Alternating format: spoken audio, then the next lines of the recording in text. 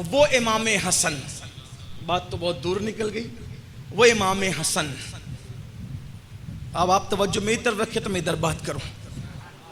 سیدہ کے چاند کی بات ہو رہی ہے نا، ادھر کریں. تو جب امام حسن کی صلح ہو گئی، صلح میں جو شرائط تھی، ایک شرط یہ بھی تھی کہ ہم ابھی حکومت آپ کو دیتے ہیں، جب آپ دنیا سے چلے جائیں گے تو یہ حکومت واپس پھر آپ ہمیں دے جائیں گے. آپ اپنے بعد جب آپ دنیا سے جائیں گے تو امام حسن کو دیں گے. ٹھیک ہے، یہ شرط تھی. اب چونکہ شرطیں تو اور بھی تھی، لیکن ایک شرط یہ تھی کہ آپ اپنے بعد حکومت امام حسن کو واپس دیں گے، جن سے لیا ان کو واپس دیں گے. یہ شرط تھی. یزید کو فکر ہوئی کہ اگر امام حسن حیات رہے تو شرط کے مطابق واپس حکومت دینی پڑے گی. تو یہ اس چکر میں پڑ گیا کہ کسی طرح امام حسن کو رستے سے ہٹایا جائے. اور آپ کو معلوم ہونا چاہیے کہ یزید صرف امام حسین کا قاتل نہیں ہے، یزید امام حسن کا بھی قاتل ہے. یہ کوئی چھوٹی موٹی بات نہیں ہے. ہاں، تو اس نے چونکہ وہاں رہتا تھا مدینہ منورہ میں مروان بر وزن شیطان. یہ مروان بڑا پلید بدترین انسان، ممبروں پہ بیٹھ کر مولا علی کو گالیاں نکالتا. یہ صبر امام حسن تھا کہ روضہ رسول میں جا کر چھپ جاتے تھے جب وہ ممبر پہ بیٹھ کے گالیاں دیتا تھا. بڑے دکھ دیکھے ان لوگوں نے، بڑے دکھ دیکھے. تو مروان کو اس نے مینج کیا. حالانکہ یہ جتنے تھے نا ایک دوسرے کو پسند نہیں کرتے تھے، لیکن اہل بیت کی دشمنی میں سب ایک ہو گئے تھے. تو مروان کو اس نے مینج کیا. اور مروان لانتی، جس کے باپ پہ حضور نے لعنت کی تھی، اس کے باپ کو شہر بدر کر دیا تھا. ام المومنین عائشہ صدیقہ پاک کہتی ہیں کہ جب اس کے باپ پہ لعنت کی گئی تو یہ اپنے باپ کی پیٹھ میں تھا، اس پہ بھی لعنت پڑی. تھا لانتی، بڑی بدترین موت ہوئی اس کی. اہل بیت کا دشمن اور غدار بڑی بدترین موت مارا جائے. عورتوں نے مل کے مارا اس کو، مرد بھی نہیں، عورتوں نے مل کے مارا. اس میں یزید کی بیوی بھی شامل تھی جس نے مروان کو مارا. یہ الگ ٹاپک ہے. اس کو مینج کیا. اور یہ مروان وہ ہے، عثمان غنی کی شہادت میں اس کا ہاتھ ہے، امام حسن کی شہادت میں اس کا ہاتھ ہے، امام حسین کی شہادت میں اس کا ہاتھ ہے. یہ بڑا بدترین آدمی، اس کو یاد رکھنا. آج کل مروان کے بھی لوگ خطبے پڑھ رہے ہیں، مجھے حیرت ہے. اللہ، نصیب کی بات ہے بھائی، وہ نصیب کی. کسی کے مقدر میں مروان آیا ہے، کسی کے مقدر میں زہرا کا جایا آیا ہے. نصیب کی بات ہے. الحمدللہ اماموں کے ساتھ پکارا جائے گا. یہ اٹھیں گے کس کے ساتھ، ہم اٹھیں گے کس کے ساتھ، انشاءاللہ نصیب کی بات. تو اس کو مینج کیا یزید نے، اور 5 مرتبہ زہر دیا امام حسن کو. کتنی بار؟ 5 مرتبہ امام حسن کو زہر. 5 مرتبہ، کبھی کھجور میں، کبھی شہد میں، کبھی سرکے میں، الگ الگ زہر دیا.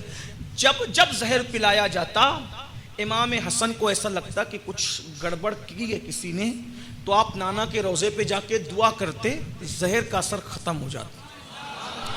5 بار زہر دینے کے بعد پھر ان لوگوں نے آخری میں یہ کیا کہ ایسا ہلکا پھلکا زہر نہیں دینا، بلکہ ہیرا پیس کر امام حسن کو پلا دینا ہے.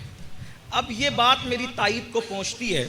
میں جو کہہ رہا ہوں نا کہ یزید قاتل ہے، اس دور میں جب 3 دن لوگوں کے گھر میں چولہا نہیں جلتا تھا تو کسی کو پلانے کے لیے ہیرا کہاں سے لائیں گے؟ ہیرا تو آج بھی ہمارے گھروں میں نہیں ہے اتنے ترقی یافتہ دور میں. تو اس دور میں جب 3 دن چولہا نہیں جلتا تھا تو کسی کو مارنے کے لیے آدمی ہیرا لائے گا. تو ہیرا پیسا.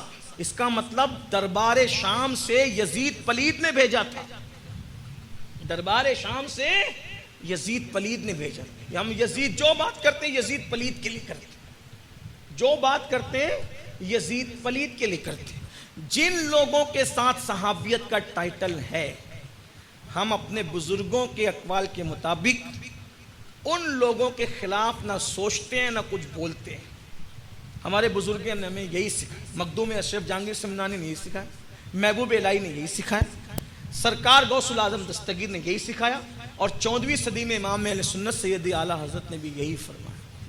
ہم اپنی مرضی نہیں چلاتے. ٹھیک، جو بات کرتے ہیں یزید کے لیے کرتے ہیں. اس لیے وقت کے یزیدوں سے بھی کہتے ہیں توجہ کریں، تقریریں سونگا نہ کریں، سن لیں ہم بات کیا کرتے ہیں. وہ لوگ کہتے ہیں سید لوگ جذباتی ہو جاتے ہیں، یہ علماء جذباتی نہیں ہوتے، جو بات ہے وہی کہہ رہے ہیں۔ یزید نے ہیرا بھیجا اور پیس کر مشکیزے میں ڈال دیا گیا، اور اس کے بعد امام تہجد کے لیے اٹھے تو آپ نے وضو کیا، وضو کے بعد پانی پیا۔ جب پانی پیا تو وہ جو ہیرا پیسا ہوا تھا وہ حلق کے ذریعے سے حلق کو کاٹتا ہوا اندر گیا۔ 40 دن تک اس سے امام تڑپتے رہے، 1-2 دن نہیں 40، اور 40 دن تک آپ کی کیفیت یہ رہی کہ ٹکڑے ٹکڑے آنتوں کے ہوتے تھے اور الٹی کے ذریعے سے باہر آتے تھے، آنتوں کے ٹکڑے ہوتے تھے اور پاخانے کے ذریعے سے باہر آتے تھے۔ آپ ذرا غور کرنا کتنی دردناک شہادت ہے یہ۔ شہادت امام حسین بھی دردناک ہے، لیکن شہادت امام حسن بھی دردناک ہے، جس کو ہم نے بھلانے کی کوشش کی ہے۔ جب انسان دودھ پی کر الٹی کرتا ہے تو کتنی تکلیف ہوتی ہے، الٹی میں جب دودھ نکلتا ہے تو اتنی تکلیف ہوتی ہے۔ جب ہیرے نے کلیجہ کاٹا ہوگا، آنتیں کاٹی ہوگی، اس وقت امام حسن کی کیفیت کیا ہوگی؟ الٹی کرتے کرتے چہرہ ہرا ہو جاتا تھا۔ تو امام حسین سے کہتے تھے بھیا حسین دیکھو میں کیسا دکھ رہا ہوں، بھیا آپ کا چہرہ ہرا ہو گیا۔ نانا نے کہا تھا نا ہرا میرے حسن کے لیے، سرخ میرے حسین کے لیے۔ حسن ہرا ہو گیا، حسین سرخ ہونے کے لیے تیار ہو جاؤ۔ ایک دن امام حسین بیٹھے تھے، کہتے ہیں بھیا آپ کو تو پتہ ہے نا آپ کو کس نے قتل کیا، آپ کو معلوم ہے، آپ مجھے بولیے بتائیے کس نے قتل کیا، آپ کو کس نے شہید کیا؟ امام مختلف روایات ہیں، ایک روایت یہ ہے فصوص المہمہ کے اندر یہ روایت موجود ہے جو میں پڑھ رہا ہوں، فصول المہمہ کے اندر روایت موجود ہے کہ بھیا آپ کو پتہ ہے نا آپ کو کس نے شہید کیا؟ امام حسن نے کہا ہاں مجھے معلوم، کس نے شہید کیا جانتا ہوں میں، بتاؤ نام بتاؤ۔ میں نہیں بتاؤں گا۔ امام حسین سے کہا میں نام نہیں بتاؤں گا۔ کیوں نہیں بتائیں گے آپ نام؟ جواب دیکھیں، اسی کو حسن کہتے، جواب دیکھیں اسی کہتے میرے نانا نے پوری زندگی کسی کی غیبت نہیں کی، میرے ابا نے کسی کی، علی نے کسی کی غیبت نہیں کی، میری امی نے بھی کسی کی غیبت نہیں کی۔ اگر میں قاتل کا نام بتا دوں تو مجھے ڈر لگتا ہے کہ غیبت نہ ہو جائے۔ ان کو حسن کہتے ہیں، یہ حسن ہے، نبی کا گھرانہ ہے، قاتل کا نام نہیں بتا رہے۔ کہا مجھے ڈر لگتا ہے کہیں غیبت نہ ہو جائے، اس لیے میں غیبت نہیں کرنا چاہتا۔ اور فرمایا رہی بات یہ کہ جدھر میرا گمان جاتا ہے اگر وہی میرا قاتل ہے تو اللہ تو منتقم حقیقی ہے، انتقام لے گا۔ توجہ کرنا، اب اس سے بڑی بات کرنے جا رہا ہوں، اسی کو حسن کہتے ہیں۔ یہ صرف صورت میں تصویر مصطفیٰ نہیں ہے، یہ سیرت میں بھی تصویر مصطفیٰ ہے۔ فرمایا میرے بھیا حسین میں نہیں بتاؤں گا۔ دونوں شہزادوں کو لے کر آئی تھی سیدہ پاک کا بابا انہیں کچھ دے دیں وصال کے وقت، کہ میں نے حسن کو صبر دیا اور حسین کو شجاعت دی۔ شجاعت جس کے پاس تھی لوگوں نے دیکھ لیا اس کی شجاعت، صبر جس کے پاس تھا صبر بھی دیکھیں۔ فرمایا میں تمہیں نہیں بتاؤں گا، غیبت نہ ہو جائے، ڈر لگتا ہے، لیکن اور اللہ منتقم حقیقی ہے بھیا، اللہ منتقم ہے، وہ انتقام لے گا۔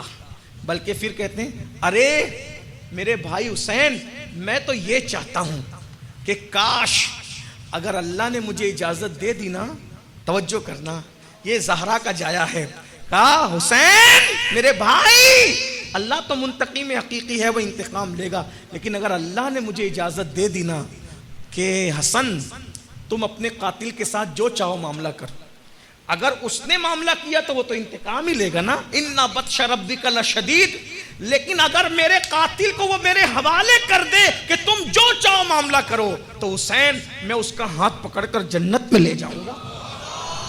یہ حسن ہے، یہ حسن، لیکن ہوگا نہیں ایسا۔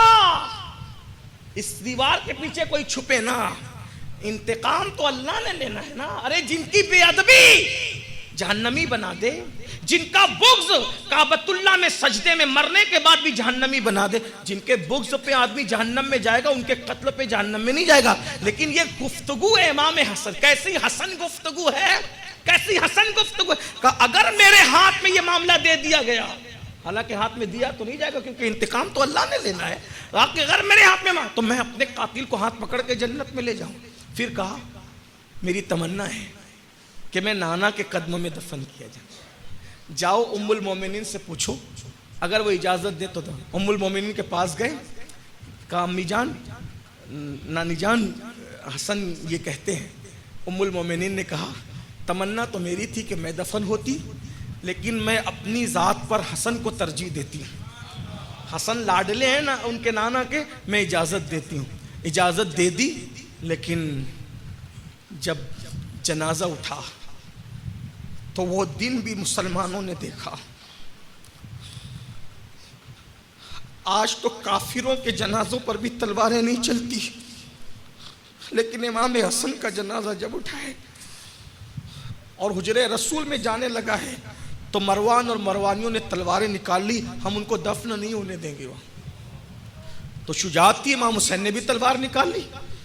سیدنا ابو ہریرہ نے کہا حسین تمہارے بھائی نے تو یہ وصیت کی تھی نا کہ اگر جھگڑا ہو جائے تو تلوار نہ نکالنا، پھر مجھے امی کے قدموں میں دفن کر دینا، چلو لے کر وہاں چلتے ہیں.